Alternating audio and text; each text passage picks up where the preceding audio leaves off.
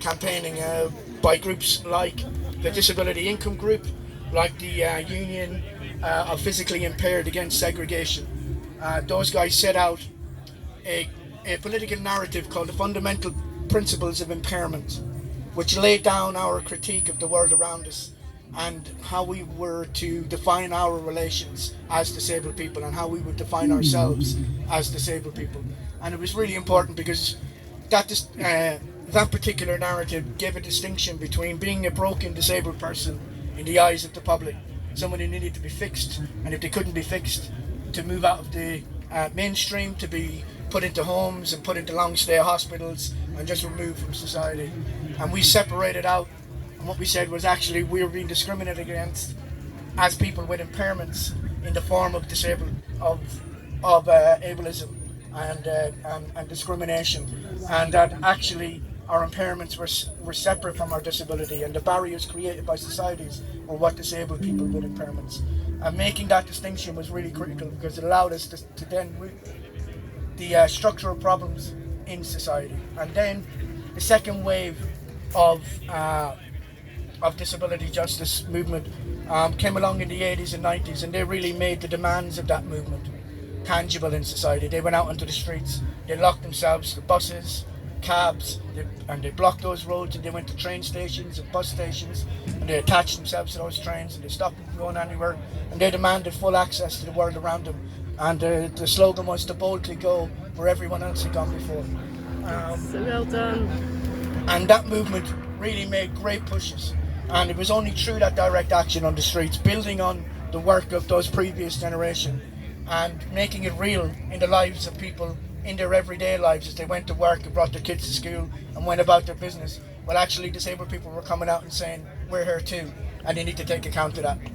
And that brings us kind of then right up to date to DPAC and back to 2010. And since then we have seen all our worst imagination kind of come true. And despite everything that has come, and we've been lived through in the last 12 years, austerity and then Brexit and then COVID, we have seen really the salami slicing of not services and not just incomes and all those things, but people's lives being stripped away bit by bit by bit over this decade. And a very traumatizing experience collectively. But we haven't gone under.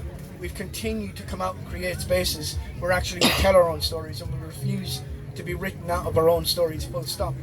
And what we have learned is by creating our own spaces, by coming together collectively, what we do is we understand that we do have agency collectively, and we can shape up the world in our own image. And one of the key things that we've done as a campaign network is build relationships with all those other radical groups who are making radical demands for change, and made sure that disabled people's issues were centred right in all of those campaigns, from Kill the Bill to Extinction Rebellion.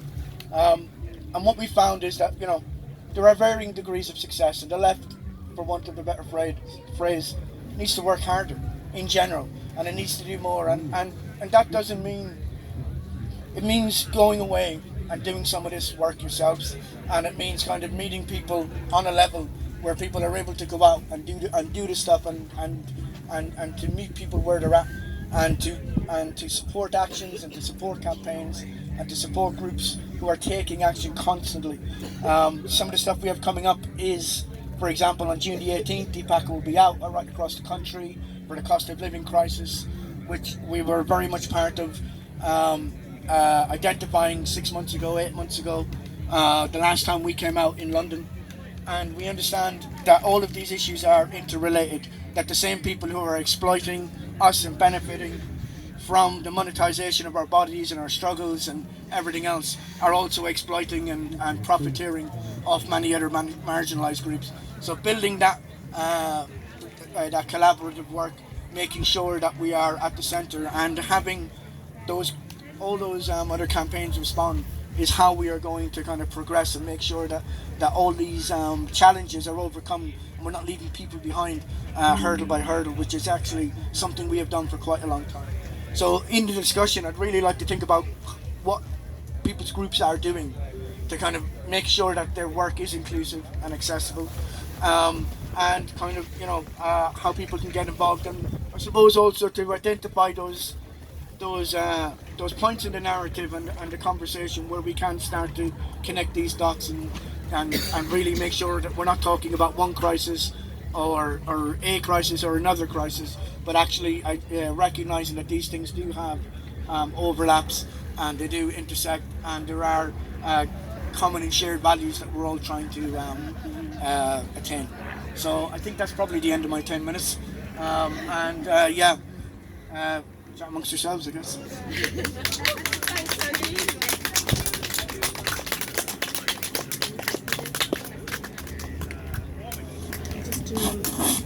Thank you so much. Are you happy to take questions and get some answers from people? Okay, has anyone got any questions that have come up as a result of what Andy's been talking about today? Anyone got any questions? Just want to say, like... Do you want the mic so we can hear you? Hi, thank you. I mean, It's not designed to do that, guys. it's not designed to... What am I doing You have with to it? go with the mic to I have to go with the microphone. How is it now? There we go. So yeah, I've been quite aware of just the level of death that has gone on in the past 12 years in marginalised society because of Tory cuts, and like it might be quite a personal question.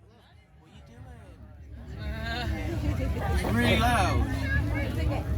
But like I come from a working class background in the middle of the country. One of them towns that Maggie Thatcher stripped the industry away and replaced it with nothing, and as a result, nothing fucking moves straight in. You know what I mean? Like the cuts that I saw through my childhood happening more and more and more were just absolutely devastating, and I just want to know like what challenges have you like really strike out for you that you've had to overcome? Because like from my perspective at this point it's almost as if they're actively trying to kill people. Like I've seen so many people die in the past 12 years because they haven't had the help that they've needed, or they haven't had safety, or there hasn't been, people have been scared to fucking help other people, you know what I mean? Like it's like the whole, like when the doors started first getting locked properly and people started to distrust their neighbours, it just seems to have gotten worse and worse and worse. And like I was homeless for 5 years, lived outside most of my adult life, and I can tell you like that it's more, it seems to me like it's more fear-based than anything else, and anxiety-based and anything else, as to why people don't want to engage with marginalised people in this country, and why people don't want to like give away their spare rooms or give away their time or make these allowances. Like how fucking hard is it to actually, it's not hard, like we've got a wheelchair ramp at Stonehenge so that our kitchen is actually accessible, and I can tell you it's not fucking hard to make these changes to the world so that people can be included. So yeah, what I want to ask you is like, thank you so much. What I want to ask is, yeah, what really sticks out for you? Like what in the past 12 years, what has been like really something that you've had to overcome? Like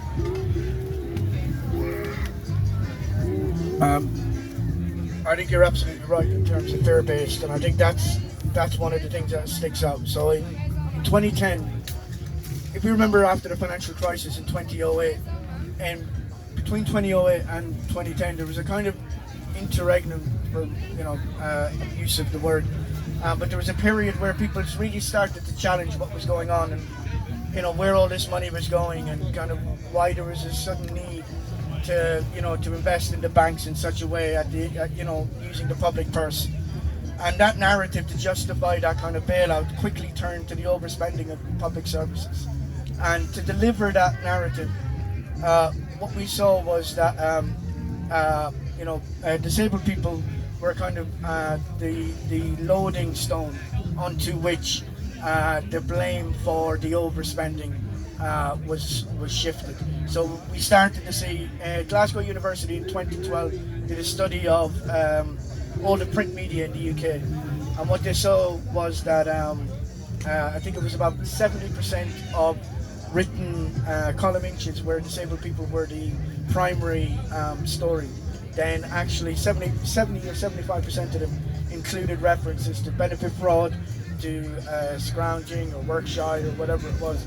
So in order to kind of deliver this idea that there was a public spending spree that caused the crisis, then the blame was shifted onto disabled people, and that narrative had to be drilled home. And at the same time, or immediately after that, we saw a spike for the next 5 years in disability hate crime, where disabled people were challenged in their own homes, parking cars, going onto public transport, standing at the school gate. So there's a real thread of kind of, we need someone to blame. We need to blame these people. We need a story that fits and that people can get behind, and we need people to kind of take action.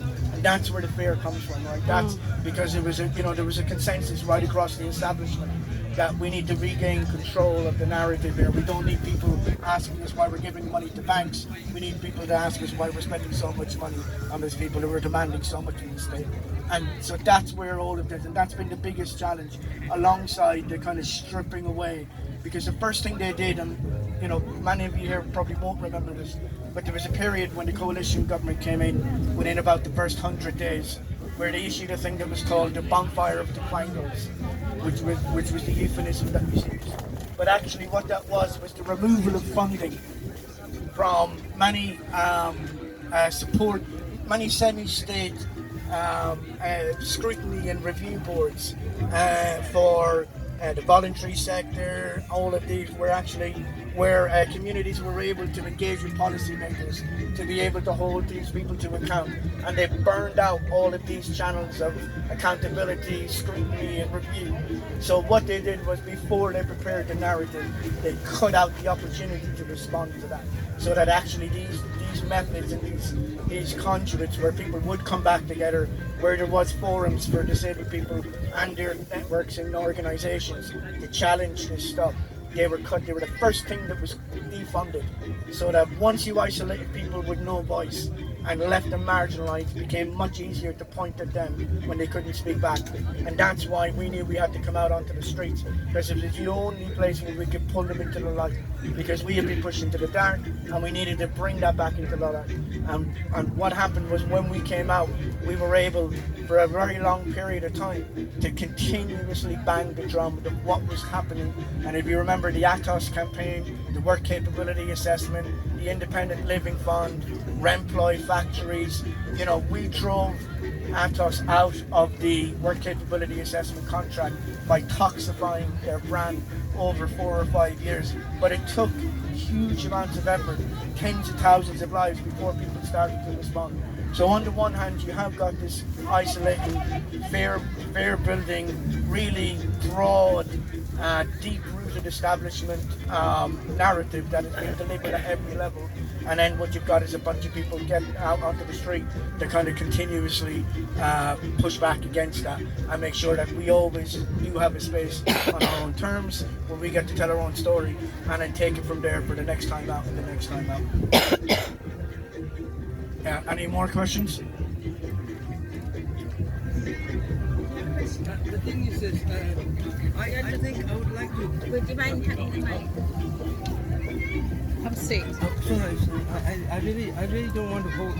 We need to hear the question first. Okay.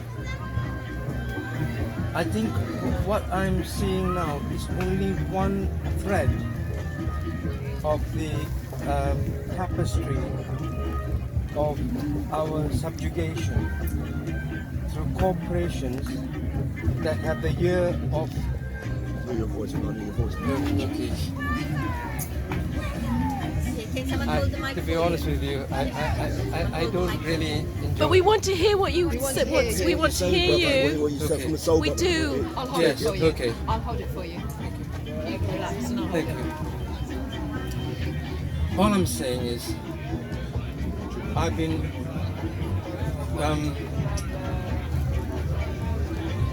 what Andy mentioned about the experiences of the disabled is the same experience that families are being stripped of their everything.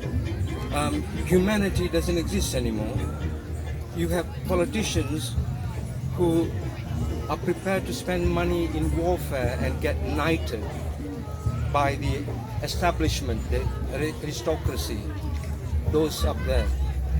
And peacemakers, people who say no, bombing cities, maiming a human body is sin, is crime.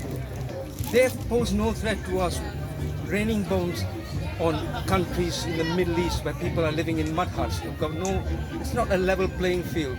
Yet, warmongers are rewarded, yet peacemakers have a criminal record. Yes. That says so much about what we are buying into as corporations control the media, and like you said, they ridicule the poor by calling them scroungers and having shows about all these crap shows all run by corporations. I got it in my TV 15 years ago. I'm saying what you're experiencing and everyone is under stress now. We've been fleeced. The gap has got bigger and bigger. Now it's a war between corporations, multinationals. That's what's being fought in our name.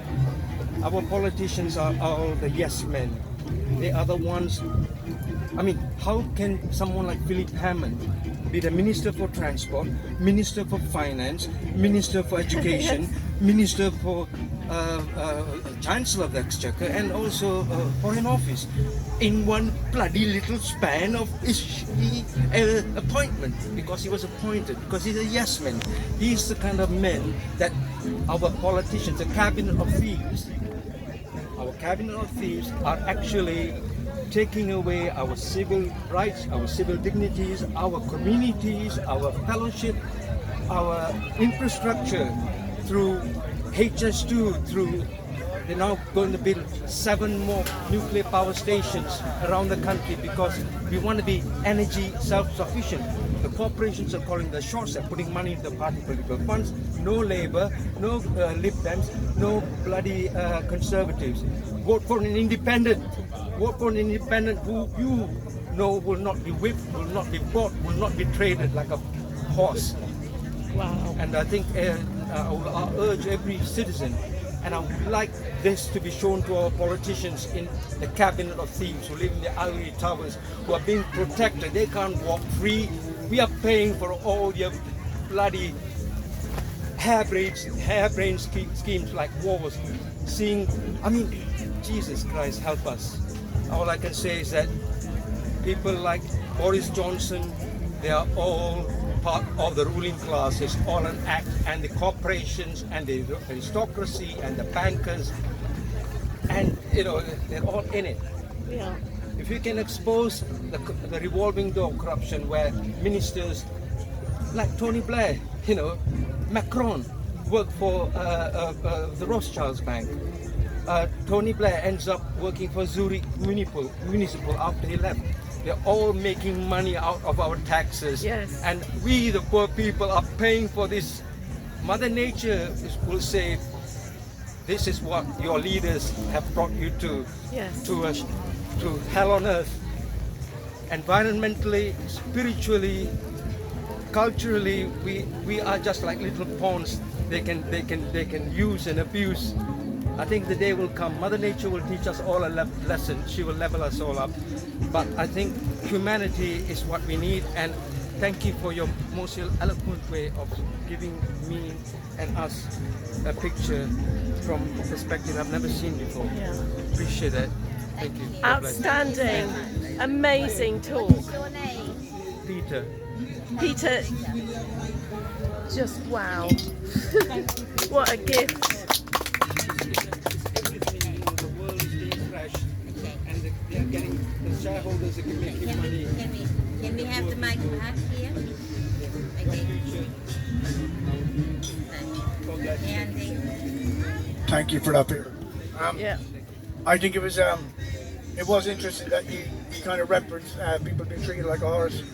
It was Lord Freud, who was a member of both government, both parties, around welfare reform through 2008, 06, even before, when he was a Labour government minister and then crossed the floor under the Tories. He described disabled people as cattle, to be treated like cattle when back into the work market. He also suggested that disabled people should be paid £2 an hour rather than the living wage. because clearly that was their value as opposed to everybody else. So, and I agree with you. Look, we all understand the scope and the breadth and the challenge of the piece of work that is on there. I don't think anybody here is fooling ourselves to believe that, any single organisation, campaign network, campaign demand, piece of work is going to have the kind of long-lasting effect that we want. What we want here is system change, in short and simple, and that's going to take everybody. It's going to take everybody kind of taking a shoulder and pushing in the same direction and being as honest with each other and as kind of invested in the work and each other as we can possibly be. And it's going to take a long time. And if I'm honest, Tony, me and you are of a similar age, right? It might not be us to carry off this bit of work here. We might have been in it for a while, but it might not be us that kind of gets to, to come to the, to the launch of it, so to speak. So, we're going to have to plant trees. We might not sit in the shade of. We're going to have to do work that we're actually going to have to leave to others to finish off and develop and perfect and all of that. But it doesn't mean that the work we do is any less valuable. It doesn't mean that it can't contribute to that long-term solution. It means that we have to do everything we can in the knowledge that it's acts of solidarity over a long period of time that will bring about the changes that we want. There is no simple solution, I don't think. Nobody can do it on their own, and nobody will. Thank you, Andy. Thank you. Well said, Andy. Any more questions? Are we good? That's us. Thank you, Andy. I'd like to remind everyone to please look up Disabled People Against the Cuts. Join us. Don't leave it to the people who are being oppressed and killed in our hundreds of thousands, literally hundreds of thousands of disabled people who died as a result of this government's cuts and austerity and decision to allow disabled people to be killed by COVID, basically, because they slapped on them DNR. So when disabled people got COVID, they chose to just leave them to die. And as a result, even though we make up about 20% of the population, 60% of the deaths from COVID were disabled people. And this is the figures from the Office of National Statistics. So disabled people are being brutalised, being murdered in plain sight.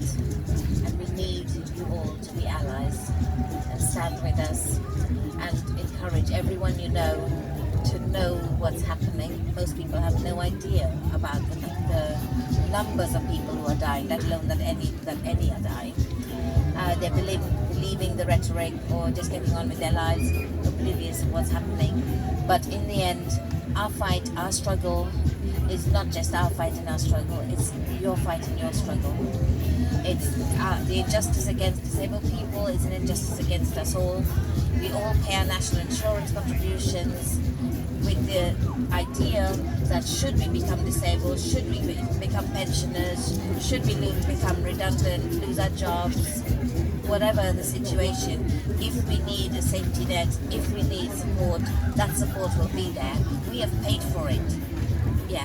So when they sanction people, when they deny them their benefits, when they deny them their pensions, as they've done with the WASPy women, when they think about extending the pensionable age to 75, yeah, when the death rate is the life expectancy rate is falling, they are robbing every single one of us, and not just us, but future generations too. Because the welfare system belongs to past generations, current generations, and future generations. And there is a contract. We pay in, they pay out. When they don't pay out to any single one of us, they are in breach of contract. So we need to understand that this breach of contract is a breach of contract against each of us individually and collectively, so that we stand up against that and change it and take back the power. And remember that our taxes don't just pay for our welfare system, they pay for our NHS and they pay the Prime Minister's wages. They pay the wages of the police that are being used against us to brutalize us. We pay their wages, and when you pay someone's wages, you are their boss. And as their boss, we all have a duty, obligation and responsibility to stand up and hold them to account and not let it happen. Because if we allow it to happen, we are complicit. Our silence and inaction is complicity. It's time to stop being complicit. It's time to actually stand up for our rights, for our human rights, for our democracy, for our right to protest. Everything that is under attack by this government. The laws that they brought in now allow the government and their agents to literally rape and murder without any consequence. They've built super prisons. They've spent billions of our money to build super prisons in readiness for criminalizing all of us.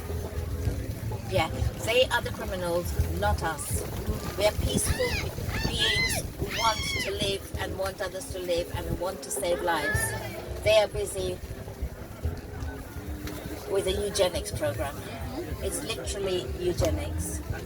And it has to be stopped. And they're not going to stop their damage to the environment. They're not going to stop their wars. They're not going to stop their murderous depopulation agenda unless we rise up and stop them. And part of what's happening here, the Speakers Forum and the campaign space, is to just raise that awareness, because you can't solve a problem if you don't know there's a problem. And the system is designed to make everyone so busy, so tired, so exhausted, so concerned about their little lives that they don't have time to look up to see why their lives are so hard. They don't have time to fight back. But the more they crush us, the more we have to find the time and to actually talk to each other, raise that awareness, empower each other. Knowledge is power. They depend on our ignorance. Ignorance is bliss, they say, and it is. It's bliss for the people who are oppressing us. But our knowledge is our power to change it all. And I'm so proud of being part of DPAC, so proud of this wonderful man here, Andy, who has been on the front line of fighting this government at so many actions. But we need more of our allies to join us. Can I say one Thank more you. thing, Muriel? Just one more practical thing, if people are thinking about what they can do kind of going away.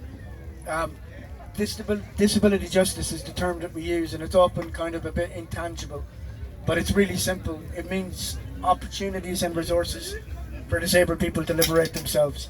And whenever you come across an organization or an institution or a group or a campaign or an event, the question to ask yourself is, does this have the opportunity and resources for disabled people to liberate themselves within it? And if it doesn't, then it needs some disability justice.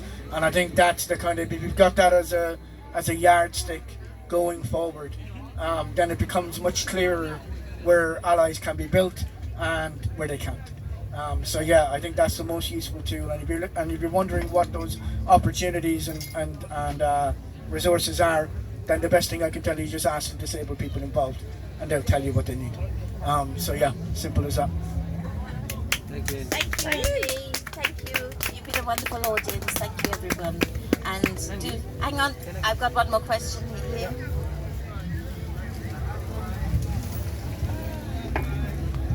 So I don't know much about this DPAC, only that what I've heard here, but when I was listening to this, something came up and I did remember something from 3 years ago.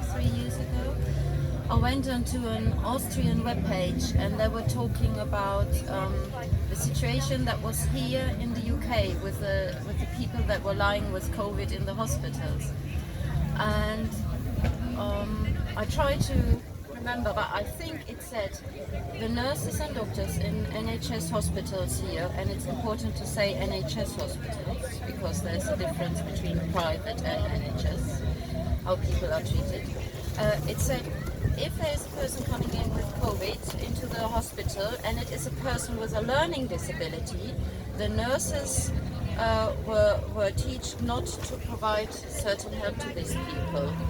So I don't know if we can verify, but when I read that 2 years, it must be 2 years when the COVID was coming. When I read that, so it was nurses who were speaking out about it, and they refused to do this because in the end they are nurses, and somehow, some day ago, they chose to do this job because they wanted to help people, and then they find themselves in a situation that they are on the end of the so-called eugenics program. And if we look into the eugenics program, it ends with death and it ends with murder, and it is utterly wrong to believe that all the information that you are providing, even to places like the NHS, what seems to be in this country, it's seen as something very positive, as something very good.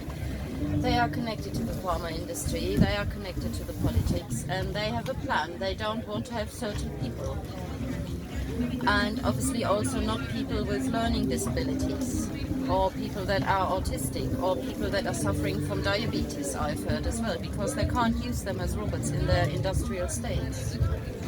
So we are actually sitting here and we are having all a smile on his face, and we see each other, but we're actually talking about the first steps to selective and organized murder.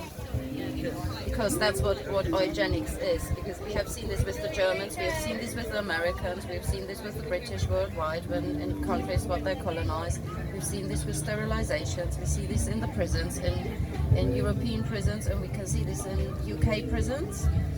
That people are forced, young women are forced to get sterilized. And they're using so-called therapists or social services that are connected with NHS. They use the system to get this done. So I think it's important to stay together with the disabled people, but to become aware of that the eugenics program is not only based on looking towards getting rid of, I'm talking from the perspective of fascists who are coming up with these systems. They're not trying to get rid of disabled people, they are trying to get rid of people with certain mental disabilities, they're trying to get rid of people that they can't use for the workforce. So, Thank you. yeah, thank you for the question. So there's a few things there, and I'll try to go through them one by one. So the first thing is, so COVID was a fantastic opportunity for those malevolent administrators to really cash in on the opportunity that the epidemic gave them in terms of state surveillance, in terms of the privatization, the shifting of public funds into private pockets, the legislative changes that took place. And some of those examples around disabled people include the certainly the instructions from NICE, the National Institute for Clinical Excellence, around the decision-making process about allocating resources to those people who might come through with COVID and who might present with what was called, I'm going to get this phrase correct, I believe it was... DNR. They use DNR. No, so not the DNR, clinically vulnerable. Clinically extremely vulnerable, okay? So there was a distinction made in terms of advice given, which wasn't very clear at the beginning of COVID to medical professionals, particularly those in trauma units and in emergency care and in intensive care. And that guidance at the beginning certainly did seem to other disabled people. And it certainly did seem to say, look, there are a different set of standards, and when we come to making decisions, and where those decisions have to make choices between people's quality of life post this decision, we need to start assigning different worth and different values based on whether we believe people's outcomes are going to be of the same value if those people are clinically extremely vulnerable. And what that actually meant in reality was, if you think this person is a disabled person and there's a non-disabled person in the same situation and you have one bed, then you give it to the person who's non-disabled, because actually the disabled person isn't going to have the same quality of life, and in brackets after that, and isn't worth as much to us. And that was the kind of, now there was a response, and there was uproar, and they of course said that was all unclear and extremely sorry for that and embarrassing and all the rest of it, and tried to put it right. And then what we found was that there was do not resuscitate orders being issued en masse across the country in GPs hundreds of thousands of people were issued with DNRs, which, for anybody who doesn't know, are the if people go into extreme crisis, end of life situation, then their GP had signed off on not taking the kind of action that would save their lives, without those people ever being consulted or informed that this had happened. So they had got it. Yeah, do not resuscitate orders. So had those people, and in many cases